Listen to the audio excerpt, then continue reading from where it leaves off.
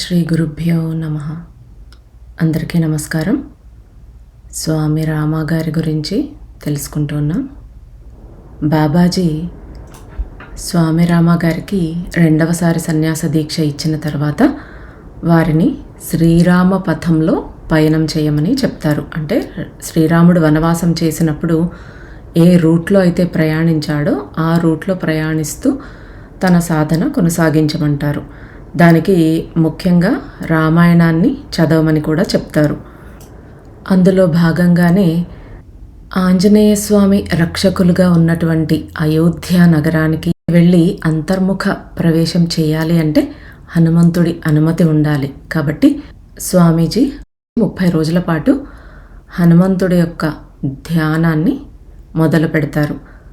వారి యొక్క తపోదీక్ష ముగిసింది అనడానికి హనుమంతుడే ఒక పూజారి రూపంలో వచ్చి స్వామీజీకి దర్శనమిస్తాడనమాట. ఎన్నోసార్లు శ్రీరామపథంలో పయనించినటువంటి నాంతిన్ బాబాతో కలిసి ఆ ప్రయాణాన్ని చేయాలని స్వామీజీ అనుకుంటారు. ఆ నాంతిన్ బాబా ఎన్నోసార్లు రామాయణాన్ని పారాయణ చేసి ఉంటారు, హిందీలోను సంస్కృతంలో కూడా. వారు ఏం చెప్తారంటే రామాయణ పారాయణ మొదలుపెట్టిన క్షణాన్నే ఆంజనేయ స్వామి సూక్ష్మ రూపంలో వచ్చి కూర్చుని వింటారు అనేసి చెప్తారు. కాబట్టి ఇది మనమందరం కూడా గుర్తుపెట్టుకోవాల్సిన విషయం.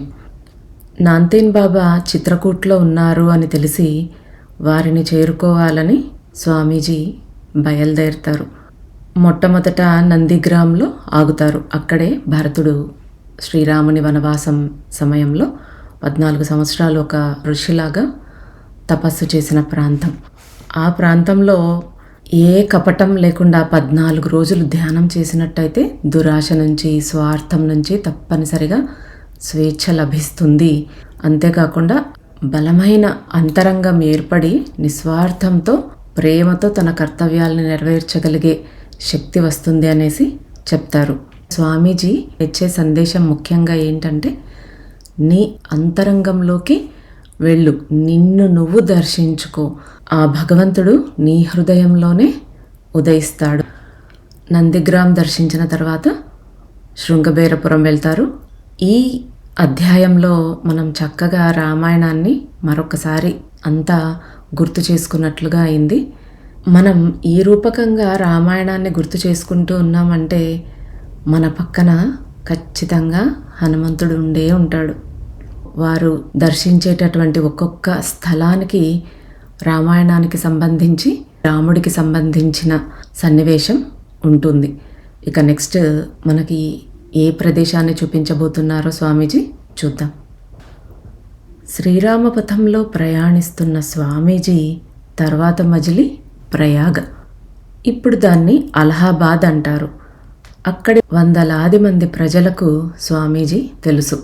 సామాన్యంగా ఇక్కడికి వచ్చినప్పుడల్లా టాండన్ కుటుంబంతోనే ఉంటారు. కానీ ఈసారి ఒక భక్తునిగా వచ్చారు కనుక వాళ్ళ ఆతిథ్యం తీసుకోవటం సరైంది కాదు. సాధ్యమైనంత వరకు భక్తితో, విశ్వాసంతో ఆ దారిని అనుసరించటానికి స్వామీజీ నేరుగా భరద్వాజముని ఆశ్రమానికి వెళ్ళారు. రామాయణ కథనాన్ని బట్టి కూడా శ్రీరాముల వారు భరద్వాజ ఆశ్రమంలో కొన్నాళ్ళు గడిపారు. ప్రస్తుతానికి ఆ ప్రదేశంలో ఎన్నో దేవుళ్ళు, దేవతల ఆలయాలు నిర్మింపబడి ఉన్నాయి. భరద్వాజ ఆశ్రమం కూడా అక్కడ ఉంది. రామాయణ కాలంలో భరద్వాజ ఆశ్రమం గంగానది ఒడ్డున నిర్మించబడిందని, కానీ 100 సంవత్సరాల తరువాత నది తన ప్రవాహ మార్గాన్ని మార్చుకుందని స్వామీజీ నాతో అన్నారు.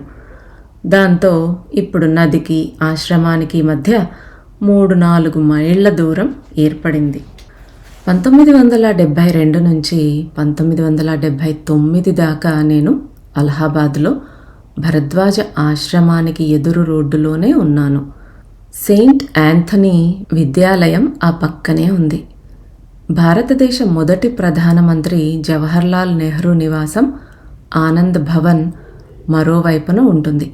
ప్రతి సంవత్సరం జనవరి మాసంలో గుంపులుగా యాత్రికులు ఆనంద్ భవన్కి రావడాన్ని చూస్తూ ఉంటాను. దాంతో పోల్చుకుంటే చాలా తక్కువ మంది ఒకే ఒక గదితో నిర్మితమైన మునీశ్వరుడి గుడికి వెళ్ళి నివాళులు అర్పిస్తూ ఉంటారు. అలహాబాద్ వాస్తవ్యులకు తప్ప ఇతరులకు భరద్వాజముని ఆశ్రమం గురించి దాదాపుగా తెలియదు. నాకు సంబంధించి నా కిరాణా సామాన్లు తెచ్చుకోవడానికి, అక్కడి స్థానిక బెంగాలీలు జరిపే నవరాత్రి ఉత్సవాలను సందర్శించడానికి సంబంధించిన ప్రదేశం మాత్రమే. స్వామీజీ పుణ్యక్షేత్రాల గురించి మాట్లాడుతూ భరద్వాజ ఆశ్రమం గురించి చెప్పినప్పుడు యోగులకు మాత్రమే తెలిసిన అద్వితీయమైన ప్రత్యేకత ఏదో దీనికి ఉందని అర్థమై నా గుండె ఎగిసిపడింది.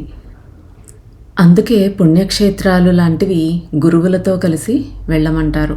వారు మన శాస్త్రాల్లో పురాణాల్లో చెప్పిన ఎన్నో ప్రదేశాలను మనకి చూపించే అవకాశం ఉంటుంది. ఏదైనా పుణ్యక్షేత్రానికి వెళ్ళి జస్ట్ అలా చూసేసి రావడం కంటే అక్కడ ఏం జరిగింది, ఏ రకంగా ఆ ప్రదేశానికి ఆ పవిత్రత వచ్చింది అనేది తెలుసుకుని మనం చూసినప్పుడు దాని విలువ ఎన్నో రెట్లు పెరుగుతుంది. మనకు కూడా ఒక అద్వితీయమైన అనుభూతి కలుగుతుంది. అలాగే ఇక్కడ అక్కడి ప్రత్యేకత ఏమిటి అని నేను స్వామీజీని అడిగాను. శ్రీరామచంద్రమూర్తి అక్కడ ఓ ప్రత్యేకమైన సాధన చేశారని చెప్పారు. ప్రామాణిక రామాయణం ప్రకారం శ్రీరామచంద్రమూర్తి శ్రీ మహావిష్ణువు అవతారం. అనన్య రామభక్తుడైన తులసీదాస్ శ్రీరాముడు అవతార పురుషుడని తెలియచేయటానికి ఆయన ఆధ్యాత్మిక ఆచరణ గురించి తెలియజేయాల్సిన అవసరం లేదని చెప్తారు. సనాతన వాల్మీకి రామాయణ కథనం శ్రీరాముడు తన గురువు పాదాల వద్ద ఎలా విద్యాభ్యాసం చేశాడో, తీవ్రమైన సాధనను ఎలా కొనసాగించాడో, స్వయం కృషితో మునుల దీవెనలు, దివ్యశక్తి సహకారంతో తనలో నిద్రాణంగా ఉన్న శక్తులను సంపూర్ణంగా ఎలా మేల్కొల్పుకున్నాడో తెలియజేసే సన్నివేశాలను చిత్రీకరించింది. ప్రయాగ తీర్థంలో రాముడు సాంప్రదాయంగా వస్తున్న భరద్వాజుల వారి శిష్యరికంలో తీవ్రమైన సాధన చేసి కాలాన్ని భక్షించగల, మరణాన్ని జయించగల కాళీమాత ప్రసన్నతను సాధించి మహాపరాక్రమ సంపన్నుడయ్యాడు. రాముడు కాళీమాతను ధ్యానించి ఆమె ఆశీస్సులను పొందిన ప్రదేశంలోనే ఇప్పుడు ఒక చిన్న కాళీమాత గుడి కట్టబడింది. ఇప్పుడు అలహాబాద్గా పిలుస్తున్న ప్రయాగ మొదటి నుంచి శక్తి సాధనకి కేంద్రంగా భాసిల్లుతోంది. మనం అష్టాదశ శక్తి పీఠాల్లో కూడా ప్రయాగే మాధవేశ్వరి అని చెప్పుకుంటూ ఉంటాం. అది ఒక శక్తి పీఠం కూడా. ఎప్పుడైనా మానవ నిర్మిత వైపరీత్యాల వల్ల భూమాత ఉపద్రవానికి గురైతే ఋషులు, సాధువులు ఈ కాళీదేవతను ప్రసన్నం చేసుకుని ఆ విపత్తు నుంచి రక్షించబడతారు. విశ్వవ్యాప్తంగా ప్రాణుల ఆరోగ్యాన్ని, బలమైన సుస్థిరత్వాన్ని తిరిగి సాధించటానికి తగినంత సామూహిక చైతన్యం ఉత్పన్నం చేసే దిశగా తీవ్రమైన కృషి చేస్తారు. స్వామీజీ చెప్పిన విషయాలలో కొన్నింటిని అప్పటికే గ్రంథాల్లో చదివాను. కానీ శ్రీరాముల వారు కాళీమాతను ఇక్కడ ధ్యానించారనే విషయం మాత్రం నాకు పూర్తిగా కొత్తది. తాళపత్ర గ్రంథాల ప్రకారం భారతదేశం మొత్తంలో అలహాబాద్తో కలిపి 51 శక్తి మందిరాలు ఉన్నాయి. ఈ పవిత్ర పుణ్యక్షేత్రంలో ఉన్న దేవత లలితాదేవి, అంటే శ్రీవిద్య అనే పేరుతో కూడా పిలుస్తారు. ఈ లలితాదేవి నామంతో ఉద్భవించిన శక్తిమాత అక్కడ. ఇప్పటికీ స్వామీజీ నాకు చెప్పిన దాన్ని బట్టి నాకు అలహాబాద్ దేవతగా కాళీమాతే ఉందని, అక్కడే భరద్వాజ మహాముని ఆధ్యాత్మిక ఆశ్రమం కూడా ఉందని నా అభిప్రాయం. ఈ సంభాషణని ఇలాగే కొనసాగిస్తే కేవలం మౌఖిక సాంప్రదాయంలోనో లేదా స్థల పురాణంలో మాత్రమే ఉండే విషయాల్ని నేను తెలుసుకునే అవకాశం ఉందని నాకు అనిపించింది. అప్పుడు నేను స్వామీజీతో శ్రీరామచంద్రమూర్తి మధ్య భారతదేశం, దక్షిణ భారతదేశంలోని కీకారణ్యాల్లోకి వెళ్లే ముందు ఇక్కడ ఆగి భరద్వాజ మహామునిని కలిశారని నేను రామాయణంలో చదివాను. రామాయణంలో భరద్వాజ మహామునికి శ్రీరాముడు భగవంతుడి అవతారమని తెలిసి ఆయనను వనవాసకాలమంతా ఇక్కడే ఉండమని అభ్యర్థించారు. దానికి శ్రీరాముడు ఈ ప్రదేశం అయోధ్యకు చాలా దగ్గరగా ఉంటుందని, అందువల్ల తనని చూడటానికి వచ్చిపోయే జనాలతో ఆశ్రమ ప్రశాంతత దెబ్బతింటుందని సమాధానమిస్తాడు. తాను ఎక్కడ నివసించాలో సలహా ఇవ్వమని కూడా ఆ మునిని శ్రీరాముడు కోరతాడు. దానికి సమాధానంగా భరద్వాజముని, ఓ పరాత్పర, నువ్వు లేని ప్రదేశాన్ని నాకు తెలుపవయ్యా అంటాడు. ఇది స్పష్టంగా భరద్వాజ మహర్షి రాముని ఎంతగా సేవించేవారో తేటతెల్లం చేస్తోంది. కానీ మీరు చెప్పినట్లు భరద్వాజముని కూడా రామునికి గురువే అవుతాడు. ఆ ప్రావీణ్యుడు రాముల వారికి శక్తి సాధన, ముఖ్యంగా కాళీమాతకు సంబంధించిన యోగ సాధన నేర్పారు. స్వామీజీ భరద్వాజ మునీశ్వరులు శ్రీవిద్యా పారంగతులు. శ్రీవిద్యకి చాలా పేర్లు ఉన్నాయి. వాటిల్లో ప్రసిద్ధి చెందినవి లలిత, త్రిపుర. తీర్థప్రయాగకి రావటానికి ముందు భరద్వాజముని ప్రధాన నివాసం హిమాలయాలలోని కాశ్మీర్ ప్రాంతం. వారు శ్రీవిద్యను సాధన చేసిన ప్రదేశాన్ని ఇప్పుడు శ్రీనగర్ అంటున్నారు. ఆయన ఒక గొప్ప గురువు. ఆయన ఆధ్వర్యంలోనే హిమాలయాలలోని కాశ్మీర్ ప్రాంతం ఉపఖండానికే విద్యా కేంద్రంగా మారింది అని చెప్పారు. సామాజిక అంశాల చర్చలకి దూరంగా ఉండే స్వామీజీ ఇప్పుడు వాటిని ఉద్దేశించి పరోక్షంగా మాట్లాడడం మొదలు పెడుతూ ఉన్నారు. కాశ్మీరీలు తమ మూలాల్ని మర్చిపోయారని చెప్పారు. భారతదేశంలో ఏ కులంలోని వాళ్ళైనా వాళ్ళ పేరు చివర భరద్వాజ అని ఉన్న, వారి గోత్రం భారద్వాజస గోత్రమైన వాళ్ళందరూ భరద్వాజ మునీశ్వరుని వంశస్థులే. భరద్వాజ శిష్యులలో ఒకరు తీవ్రమైన శ్రీవిద్యా సాధన చేశారు. దాని ఫలితంగా దేవిని ప్రత్యక్షంగా తమ చర్మ చక్షువులతో చూడగలిగారు. భరద్వాజ మహర్షి తీర్థప్రయాగకి వెళ్ళాలని నిర్ణయించుకున్నప్పుడు కాశ్మీర్లోని విద్యాపీఠం బాధ్యతలు ఓ శిష్యుడికి అప్పగించి అతడి నుదుటి మీద తిలకం దిద్దారు. అప్పటి నుంచి ఆ విద్యార్థికి, అతడి వంశస్థులకు టికావన్ అనే పేరొచ్చింది. కాలక్రమేణా ఆ కుటుంబాలన్నీ టికు కుటుంబాలుగా మారాయి. ఇప్పటికీ కూడా కాశ్మీర్లోని టికు కుటుంబాలు విద్యాదేవిని త్రిపుర అనే పేరుతో తమ కుల దైవంగా పూజిస్తారు. మునీశ్వరుని సంతతికి చెందిన పిల్లలు వాళ్ల వారసత్వాన్ని మర్చిపోవడం ఎంతో విచారంగా ఉందని స్వామీజీ బాధపడ్డారు. చాలామంది కాశ్మీర్ను వదిలి వెళ్ళారు. వాళ్ల మూలాల నుంచి విడిపోయిన ఈ ఉత్కృష్ట జ్ఞానం వాళ్ల జన్యువుల్లో అంతర్భాగమై ఉంది. 1992లో ఒక సందర్భంలో స్వామీజీ నన్ను చూస్తూ, ఏదో ఒకరోజు ఈ పిల్లలు ఎంత గొప్ప సాంప్రదాయానికి చెందినవారో నువ్వే వాళ్ళకి తెలియజేయాలి. కాశ్మీర్ అత్యంత సుందరమైన ప్రదేశం. తమ వారసత్వాన్ని, మునీశ్వరులతో తమకు గల అనుబంధాన్ని వారు తెలుసుకుంటే ఇక్కడే కాదు, ఈ భూలోకంలో మరెక్కడైనా వారు స్వర్గాన్ని సృష్టించగలరు అని అన్నారు. నా ప్రశ్నకి సమాధానంగా స్వామీజీ, శ్రీరామచంద్రమూర్తి అడవికి వెళుతున్నప్పుడు భరద్వాజ మహర్షి రాముడితో శౌర్య స్వరూపిణి దైవమాత అయిన కాళీని ధ్యానించవలసిందిగా ఆజ్ఞాపించారు.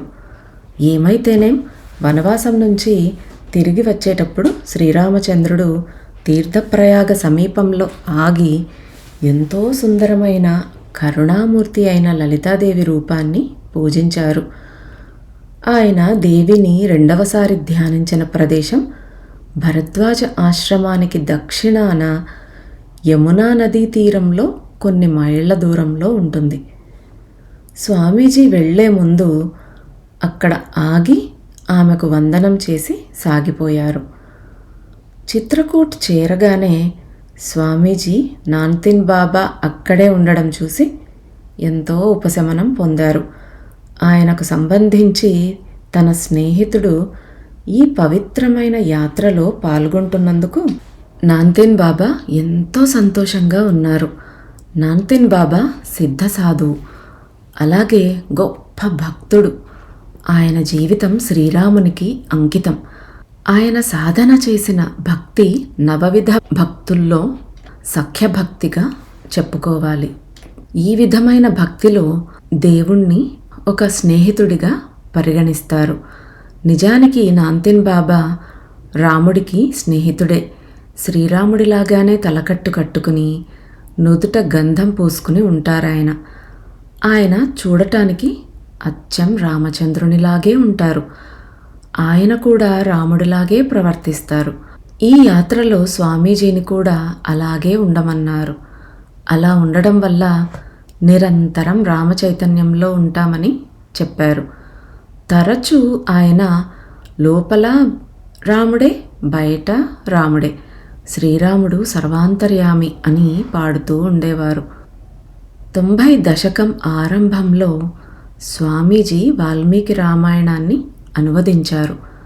దాని పరిచయంలో ఆ రోజుల్లో నేను నాన్తిన్ బాబా వాల్మీకి రామాయణంలో శ్రీరాముని వస్త్రధారణని ఎలాగైతే వివరించారో మేం సరిగ్గా అలాంటి వస్త్రధారణ చేశాం. మా ప్రయాణంలో మమ్మల్ని చూసిన సన్యాసులు ఎంతో ఆశ్చర్యపోయారు. చాలామంది మమ్మల్ని రామలక్ష్మణుల అవతారమని భావించారు. కానీ ఇలా పొరపాటుగా గుర్తింపబడడం, అది రామలక్ష్మణులతో సమానంగా గుర్తింపబడడం మాకు అస్సలు రుచించడం లేదు. ఎందుకంటే మేం ప్రజల సంబంధాలకి దూరంగా ఉండి మా ప్రయాణాన్ని కొనసాగించాలనుకుంటూ ఉన్నాం. మొదట్లో స్వామీజీ చిత్రకూట్కి చాలా పర్యాయాలు వెళ్ళి ఉన్నారు. కానీ ఈ విషయంలో నాన్తిన్ బాబాకి గల స్థల పరిచయం ఈయనకు లేదు. అది ఆయనకు సొంత ఇల్లు లాంటిది. వాళ్ళ దగ్గర ఉన్నప్పుడు కొండ శిఖరం కింద ఉన్న పవిత్రమైన హనుమాన్ ధార అనే గుహలో ఉన్నారు. ఆ గుహలో హనుమంతుల వారి విగ్రహం ఉంది. ఆ గుహలో ప్రవహించే జలపాతానికి హనుమధార అనే పేరు ఉంది. చిత్రకూట్ పర్వతం మీద వివిధ ప్రదేశాలలో రామధ్యానం నిర్వహించే ముందు సాధకులు తప్పనిసరిగా ఈ గుహలోని హనుమంతుడిని ధ్యానిస్తారు. హనుమాన్ ధారలోని కొండ శిఖరం మీద సీతమ్మ వారి వంటిల్లు ఉంది. చరిత్ర ప్రకారం శ్రీరామచంద్రమూర్తి, సీతాదేవి, లక్ష్మణ సమేతంగా చిత్రకూట్ వచ్చినప్పుడు ఇక్కడే నివసించారు. యాత్రాస్థలంలోని మధ్యప్రదేశంలో సీతమ్మవారు వంట చేసేవారు. నమ్మకం ఉన్న భక్తులు ఇప్పటికీ జగన్మాత రూపంలో సీతాదేవి శ్రీరామచంద్రమూర్తి కుటుంబంలో భాగమైన స్నేహితులకు, భక్తులకు వంట చేస్తూ ఉంటుందని నమ్ముతారు. హనుమాన్ ధారలో ఉన్నప్పుడు ప్రతిరోజు మేము సీతమ్మవారి వంటింటికి వెళ్ళేవాళ్ళం అని చెప్పారు స్వామీజీ. ఒక్క క్షణం ఆగి, స్వామీజీ మీకు ఆ వంటింటి నుంచి భోజనం వచ్చిందా అని అడిగాను. సమాధానం చెప్పే ముందు స్వామీజీ క్షణకాలం తాదాత్మ్య స్థితిలోకి వెళ్ళి, ఈ ప్రపంచమంతా ఆమె వంటిల్లే, అందుకే నిరంతరం ఈ సృష్టి వర్ధిల్లుతూ కొనసాగుతోంది. చిత్రకూట్లో కామదగిరి అనేది ఎంతో ముఖ్యమైన ప్రాంతం అయి ఉండవచ్చు. దాని గురించి చెప్పేటప్పుడు స్వామీజీ ఎంతో భావోద్వేగానికి గురవ్వటం వల్ల ఆయనకు మాటలు దొరకడం కష్టంగా ఉండేది. అక్కడ వారు ఎంతో ఉద్విగ్నభరితమైన అమూల్యమైన అనుభవాలు పొందారని అర్థమైంది. చివరికి మాట్లాడుతూ, ఈ భూ ప్రమాణాలతో సంబంధం లేకుండా కొన్ని ప్రదేశాలు ఉన్నాయి. వాటిల్లో కామదగిరి కూడా ఒకటి. రాముల వారు ఇక్కడ 4 సంవత్సరాలు వనవాసం చేశారు. ఇక్కడ వందలాది ఋషులు ఆయనతో పాటు తపమాచరించారు, ధ్యానంలో ఉండేవారు. శ్రీరాముల వారు దక్షిణాది వెళ్ళేటప్పుడు ఆయనతో కూడా వస్తామని చెప్పారు. కానీ రాముడు వారిని వారించి కామదగిరిలోనే ఉండమని, తాను శాశ్వతంగా అక్కడ సూక్ష్మరూపంలో ఉంటానని అన్నారు. ఇది రాముని శాశ్వత నివాసం కావడం వల్ల ఇక్కడ ఉన్న రాముని పట్ల కలిగి ఉండే భక్తిని మోక్షం కన్నా ఎక్కువగా భావిస్తారు. ఇక్కడ ఋషులు ఎంతో దయతో ఉదారంగా ఉంటారు. వాళ్ళు ఇక్కడికి వచ్చే భక్తుల కోరికలు తీరుస్తూ ఉంటారు. అందుకనే ఈ పర్వతాన్ని కోరికలు తీర్చే కామదగిరి అంటారు. ఇక్కడికి వచ్చి భగవంతుని కంటే తమ జీవితంలో ఇతర విషయాలు ఎంతో ముఖ్యమని భావించే వాళ్లను చూస్తే ఎంతో జాలి వేస్తుంది. మనం అంతే కదా, ఎలాంటి పవిత్ర స్థలాలకు వెళ్ళినా మనకు అక్కడ అకామిడేషన్ సరిపోలేదనో, ఫుడ్ బాగాలేదనో ఏదో కంప్లైంట్ చేస్తూ మనం ఏదో చాలా గొప్ప అనుకుంటూ ఉంటాం. కానీ ఎక్కడైనా అన్నింటికంటే భగవంతుడే గొప్పవాడు. ఆయన నివసించిన ప్రాంతం అంటే అక్కడ ఆయన ప్రభావం అనేది ఇంకా ఉంటుంది. ఎన్నో వేల సంవత్సరాలు వారి ప్రభావం, వారి ఆరా విస్తరించి ఉంటుంది. అంత పవిత్రమైన ప్రదేశాలకి మనం వెళ్ళామని, ఆ భగవంతుడే ముఖ్యమని గుర్తు చేసుకోవాలి. కామదగిరిలో నాంతిన్ బాబాతో తాను ఎంతకాలం ఉన్నది స్వామీజీ చెప్పలేదు. కానీ అక్కడ ఉన్నంతకాలం అన్ను నిత్యం వాళ్ళిద్దరూ రామాయణ పారాయణ చేస్తూనే ఉన్నారని చెప్పారు. ఎందుకంటే రామాయణాన్ని 9 రోజుల్లో పూర్తి చేయాలనేది సాధారణ నియమం. అంటే వాళ్ళిద్దరూ కనీసం అంతకాలం అక్కడే ఉండి ఉంటారు. శీతాకాలం ప్రవేశిస్తున్న కొద్దీ సూర్యుని తీక్షణం తగ్గి దోమల బెడద కూడా తగ్గుతుంది. సెప్టెంబర్ చివరి నాటికి నదుల ఉధృతి తగ్గి సాధారణ స్థితిలోకి వస్తాయి. వర్షాకాలంలో పొదలు, గడ్డితో మూయబడిన దారులు తెరుచుకుంటాయి. ఈ సమయంలోనే ప్రజలందరూ శ్రీరాముని బాట అనుకూలంగా ఉంటుందని వెళ్తారు. ఇదొక సాంప్రదాయం. స్వామీజీ అనువదించిన వాల్మీకి రామాయణం పరిచయంలో వారు నాంతిన్ బాబాతో కలిసి వెళ్ళిన ప్రయాణం గురించి కొంత వివరించారు. పున్నమి రోజు రాత్రి ఒక దుప్పటి, ఊతకర్ర, నీటి కమండలం తప్ప ఇంకేమీ పట్టుకుని వెళ్ళకూడదని నిర్ణయించుకుని అనసూయ అనే ప్రదేశం వైపు వెళ్ళదలుచుకున్నాము. అక్కడి స్థలాలని ప్రఖ్యాతిగాంచిన ఋషుల పేర్లతో పిలుస్తూ ఉంటారట. అనసూయ ప్రదేశం చిత్రకూట్లో ఉన్న అందమైన ప్రదేశాల్లో ఒకటి. ఇక్కడ మా చుట్టూ అడవి జంతువులను, కొండ శిఖరాలపైన పెద్ద పెద్ద తేనె తుట్టల్ని చూసాం. పులి గాండ్రింపులు విన్నాం. రామాయణ గ్రంథాన్ని మా చేత పట్టుకొని ఒకరోజు రాత్రంతా మందాకిని నది ఒడ్డున ప్రయాణించాం. మా ప్రయాణంలో కాగడా వెలిగించి చెరొక రాత్రి ధ్యానం చేయాలని నిర్ణయించుకున్నాం. మా గురువర్యులు బాబాజీ రాత్రి పడుకోవద్దని, కొనుకు తీయవద్దని చెప్పారు. మధ్యాహ్న భోజనం తర్వాత 3 గంటలు నిద్రపోవాలని ఆదేశించారు.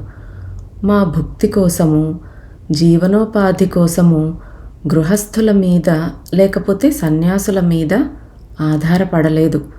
తిండి కోసం చెట్ల వేళ్లను, దుంపలను తవ్వి తీసి ఉడకబెట్టుకుని తినేవాళ్ళం. అవి ఎంతో రుచిగాను పోషక విలువలతో కూడి ఉండేవి. అప్పుడప్పుడు అక్కడ చుట్టుపక్కల గ్రామాల్లో నివసించే ప్రజలు మాకు జావా, సంకటి ఇస్తూ ఉండేవాళ్ళు. ఆ రోజుల్లో జీవితం అనిర్వచనీయమైన ఆనందంతో గడిచిపోయేది. మేము ఏ విధంగా ప్రయాణం చేశామో, మా అనుభవాలు ఎంత గొప్పగా ఉండేవో చెప్పటానికి మాటలు దొరకవు. చిత్రకూట్ వదిలిన తరువాత వాళ్ళు దక్షిణానికి కొద్ది మైళ్ళ దూరంలో ఉన్న శరభంగా వెళ్ళారు. అక్కడే గొప్ప మహాముని శరభంగా నివసించారు. రామాయణంలో చెప్పబడిన కథని బట్టి చూస్తే ఈ మునీశ్వరుని ఆయుర్దాయం పూర్తి అయిన తర్వాత దేవేంద్రుడు తనంతట తానుగా దిగివచ్చి శరభంగాను వెంట పెట్టుకుని స్వర్గానికి తీసుకువెళ్ళడానికి వచ్చాడు. అయితే రాముడు వనవాసానికి వెళ్ళేటప్పుడు తనని చూడటానికి తప్పనిసరిగా వస్తాడని తెలిసింది. ఎలా అయినా శ్రీరాముణ్ణి ఈ ఆశ్రమంలో ఉండి ఈ దేహంతోనే చూడాలనే కోరికతో దేవేంద్రుడి ఆహ్వానాన్ని తిరస్కరించాడు. చిత్రకూట్లో ఉన్న చాలామంది మునులు, అత్రి, అనసూయ వంటి వారందరికీ ఇది తెలిసి శ్రీరాముడు దక్షిణ పథానికి వచ్చినప్పుడు ఆయన్ని శరభంగ ఆశ్రమానికి వెళ్ళవలసిందిగా కోరారు. శరభంగ శ్రీరాముడికి ఆతిథ్యమిచ్చిన మరుక్షణమే దహనమై అదృశ్యమయ్యాడు.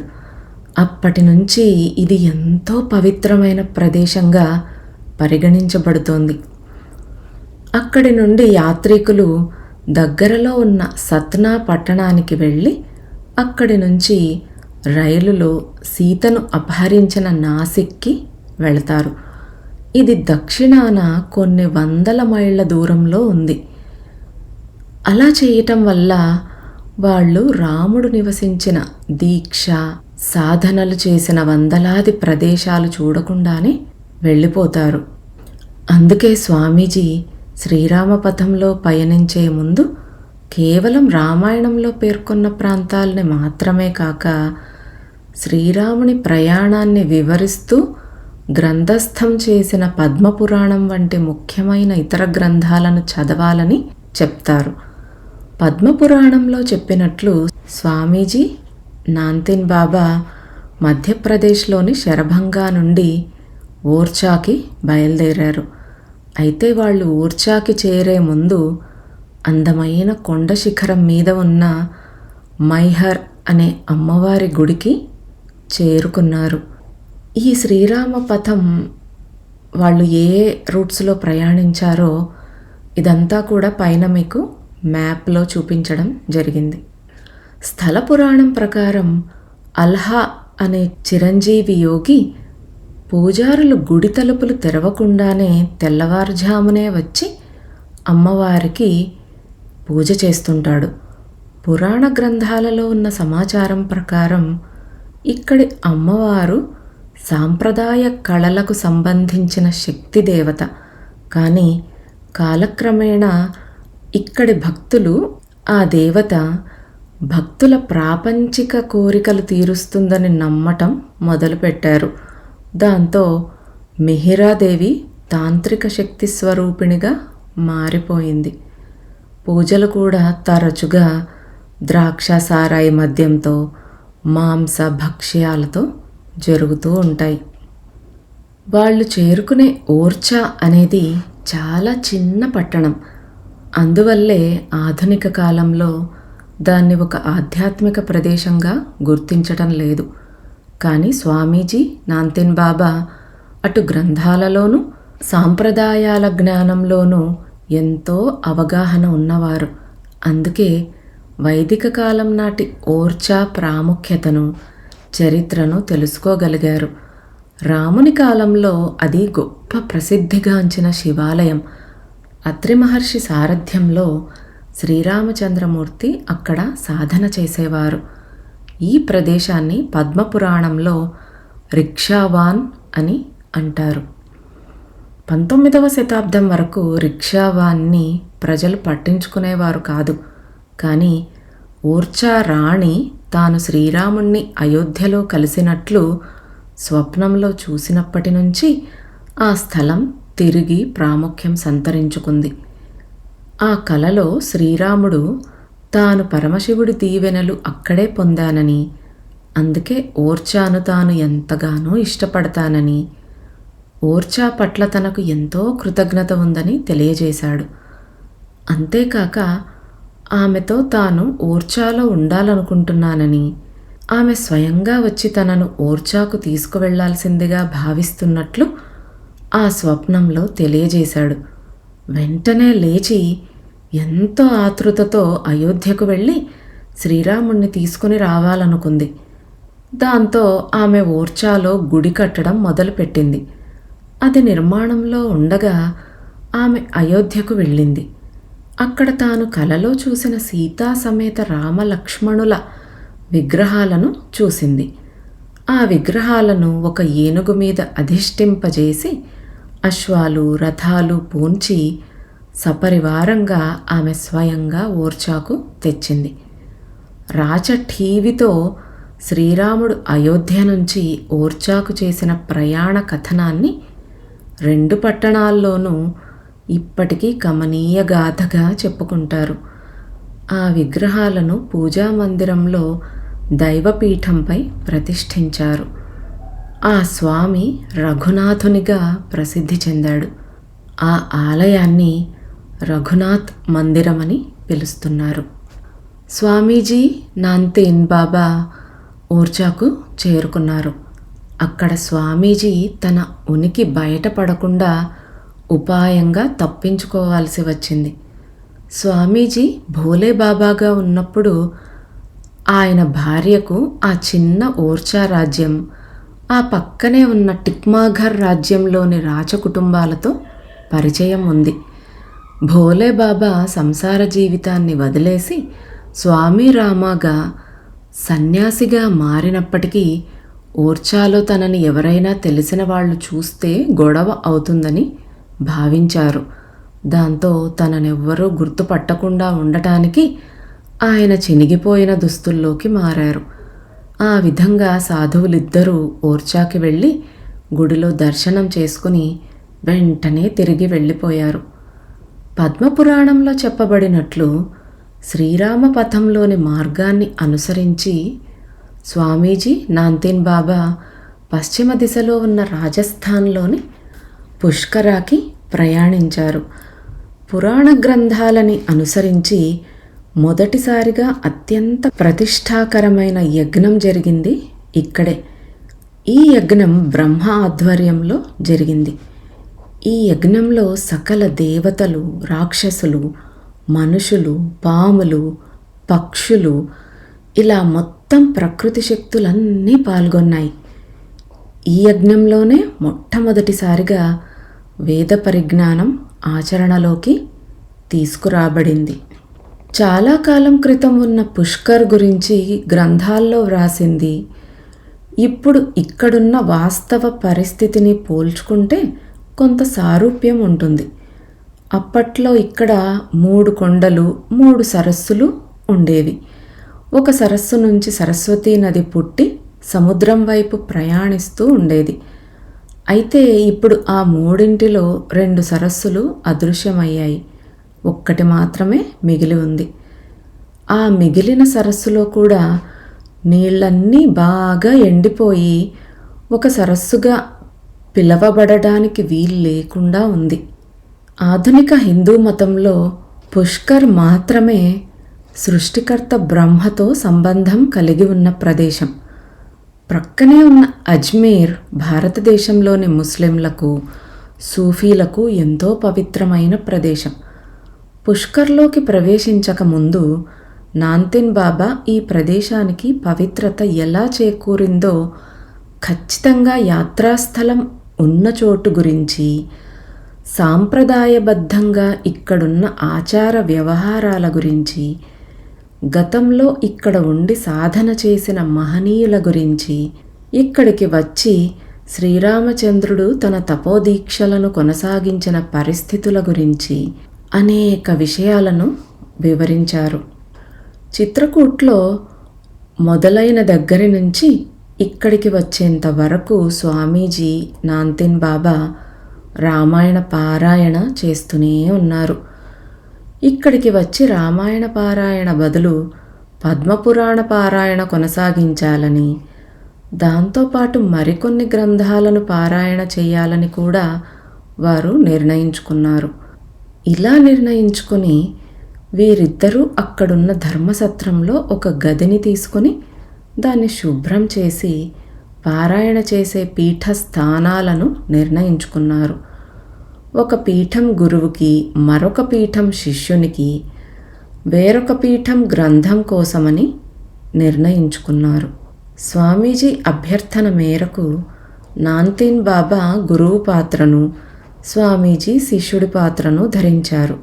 దాంతో గ్రంథంలోని సూచించబడిన విధి ప్రకారం స్వామీజీ నాన్తీన్ బాబాని పద్మపురాణాన్ని రచించిన వ్యాస మహాముని ప్రతీకగా కొలిచారు. వాళ్ళ దీక్షలో భాగంగా అక్కడున్న చిన్న కొలనులో ప్రతిరోజు స్నానం చేసి బ్రహ్మను పూజించి తపస్సు చేసేవారు. తర్వాత తగు మాత్రం ఆహారం తీసుకునేవారు. మధ్యాహ్నం తిరిగి గదికి వచ్చి పారాయణ మొదలుపెట్టి ఆ రోజు చదవాల్సిన భాగాల్ని పారాయణ చేసేవారు. 16 సంవత్సరాలుగా స్వామీజీతో ఉన్నా గాని ఎప్పుడూ ఆయన పుస్తకం చదివినట్లు చూడలేదు. దాంతో ఎవరో ఆయన కోసం చదువుతుంటే ఆయన కూర్చొని వినడాన్ని నేను ఊహించలేకపోతున్నాను. అయితే పురాణ గ్రంథ పారాయణ అనేది ఆధ్యాత్మిక ఆచరణలో భాగమని నాకు తెలుసు. అందుకే వాళ్ళిద్దరికీ ఆ గ్రంథం ఎక్కడి నుంచి వచ్చిందా అని చాలా ఆసక్తి కలిగింది.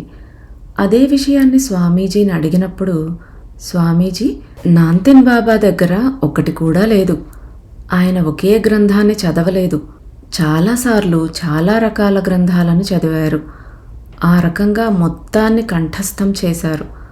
ప్రస్తుతం లభ్యమవుతున్న పద్మపురాణంలోనూ, మిగతా పురాణాల్లోనూ, వేదాల్లోనూ అనేక కథా సంకలనాల్లోని కథలన్నీ కనిపిస్తాయి.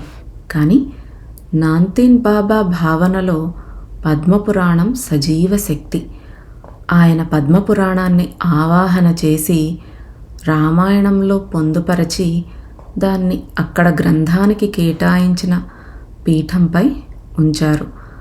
రోజు గ్రంథపారాయణ చేస్తూ, పూర్వకాలంలో గ్రంథపారాయణ చేసే పద్ధతిలోనే ఆయన ప్రతిరోజు పారాయణ చేస్తూ అందులోని కథల్ని తన జ్ఞాపకాల పొరల్లోంచి తీసి చెప్తూ ఉండేవారని సమాధానమిచ్చారు. నాన్తీన్ బాబా తన జ్ఞాపకాల పొరల నుంచి కథలు చెప్పారని స్వామీజీ అన్నప్పుడు నాకు ఒక కొంటె ఆలోచన వచ్చింది. నేను ఈ గ్రంథాలను చదివాను.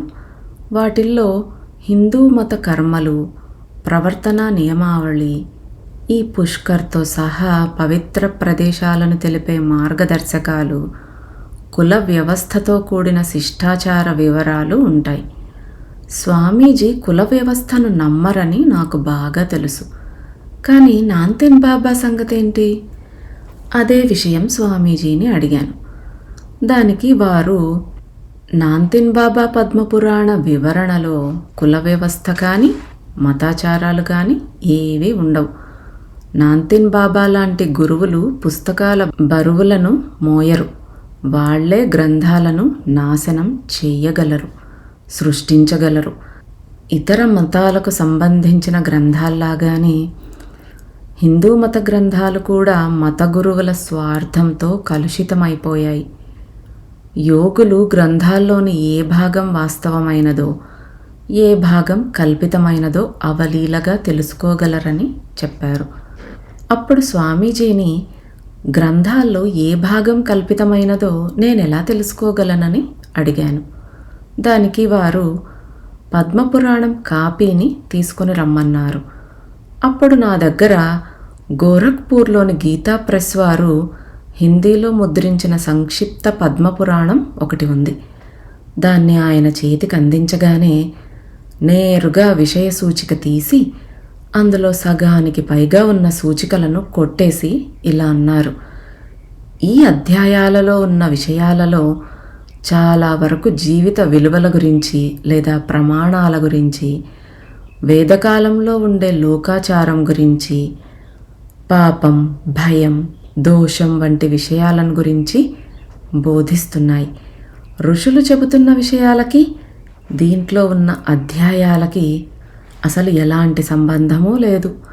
ఇవి పూజారులు, పండితులు వందల సంవత్సరాల నుంచి అసలు వ్రాతప్రతులను కాపీ కొట్టి ఆడుతున్న కపట నాటకాన్ని తేట తెల్లం చేస్తున్నాయి. నేనప్పుడు నాంతెన్ బాబా సుదీర్ఘంగా వివరించిన భాగాన్ని ఒకటి చెప్పమని స్వామీజీని అడిగాను. వారు విషయ సూచికను చూస్తూ తన చూపుడు వేలును ఒక చోట ఉంచి, చూడు, ఈ భాగం, దీన్ని చదువు అన్నారు. నేను నా ఆఫీస్కి వెళ్ళి పుస్తకంలోని ఆ విభాగాన్ని చదవడం ఆరంభించాను. అందులో ఇలా ఉంది. సో ఆ భాగంలో, పద్మపురాణంలో ఏముందో మనం తర్వాతి భాగంలో తెలుసుకుందాం. నమస్తే.